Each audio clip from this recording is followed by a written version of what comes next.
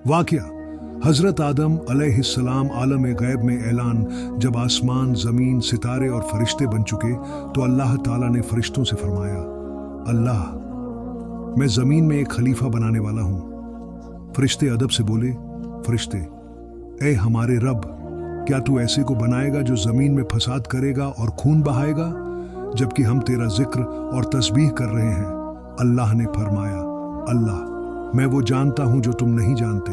आदम अलैहिस्सलाम की तख्लीक अल्लाह ने मिट्टी से आदम अलैहिस्सलाम को बनाया। जब उनमें रूह फूंकी गई तो उन्होंने पहली बार कहा, आदम अल्हम्दुलिल्लाह।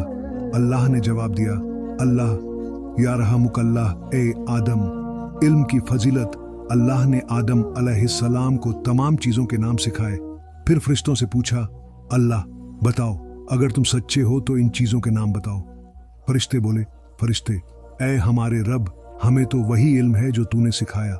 अल्लाह ने आदम से कहा कि नाम बताओ। आदम अलैहिस्सलाम ने सब नाम बता दिए। फरिश्ते हैरान रह गए और आदम की फजीलत समझ गए।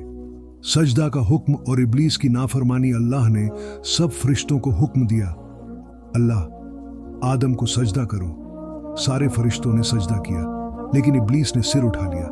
इब्लीस, मैं इससे बेहतर हूं, मुझे आग से बनाया गया है और उसे मिट्टी से। अल्लाह का गजब भड़क उठा, अल्लाह, तू घमंडी है, मेरी रहमत से दूर हो जा, तेरा ठिकाना जहन्नम है। इब्लीस ने मोहलत मांगी, इब्लीस, मुझे कयामत तक जिंदा रहने दे, मैं आदम की औलाद को गुमराह करूंगा। अल्लाह ने फरमाया, अल्लाह, तुझे मोहलत दी, लेकिन मेरे सच्चे बंदों पर तेरा कोई जोर नहीं चलेगा। जन्नत की जिंदगी। अल्लाह ने आदम अलैहिस्सलाम और उनकी बीवी हव्वा को जन्नत में बसाया। अल्लाह, ऐ आदम, तू और तेरी बीवी जन्नत में आराम से रहो, जहां से चाहो खाओ, मगर इस दरख्त के करीब मत जाना। शैतान का धोखा इब्लीस ने जन्नत में घुसकर धोखा दिया। इब्लीस, अगर तुम ये फल खा लोगे तो हमेशा जन्नत में रहोगे और मौत कभी नहीं आएगी। आदम और हव्वा धोखे में आ गए और दरख्त का फल खा लिया। जैसे ही खाया, उनके जिस्म से कपड़े उतर गए। उन्होंने पत्तों से अपने जिस्म को ढकना शुरू किया। अल्लाह ने फरमाया, अल्लाह, क्या मैंने तुम्हें इस दरख्त के पास जाने से मना नहीं किया था? और क्या मैंने नहीं कहा था कि शैतान तुम्हारा खुला दुश्मन है? तौबा और रहमत। आदम और हव्वा रो रो कर कहने लगे, आदम और हव्वा, ऐ हमारे रब, हमने अपने ऊपर जुल्म किया। अगर तू हमें माफ न करेगा और रहमत न फरमाएगा तो हम घाटे में रहेंगे। अल्लाह ने उनकी तौबा कबूल कर ली, मगर फरमाया, अल्लाह, अब तुम दोनों जमीन पर उतर जाओ, वहीं रहोगे, वहीं मरोगे और क़यामत के दिन वहीं से उठाए जाओगे। जमीन पर जिंदगी और औलाद। आदम और हव्वा जमीन पर आ गए, उनसे बच्चे पैदा हुए। उनके बेटों में हाबील और काबिल थे। काबिल ने हाबील को कत्ल कर दिया और यह दुनिया का पहला खून था। अल्लाह ने एक कौआ भेजा जिसने अपने मरे साथी को दफन किया।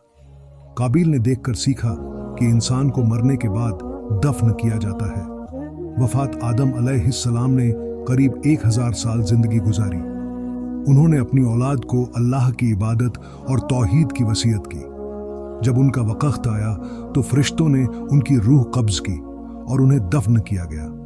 सबका इंसान की इज्जत इल्म और ताबेदारी से है, नस्ल या मादे से नहीं। घमंड करने वाला चाहे कितना भी इबादत करे, लानती हो जाता है, जैसे इब्लीस। शैतान इंसान का दुश्मन है और हमेशा धोखे से गुमराह करता है। तौबा अल्लाह के दरबार में सबसे बड़ा सहारा है।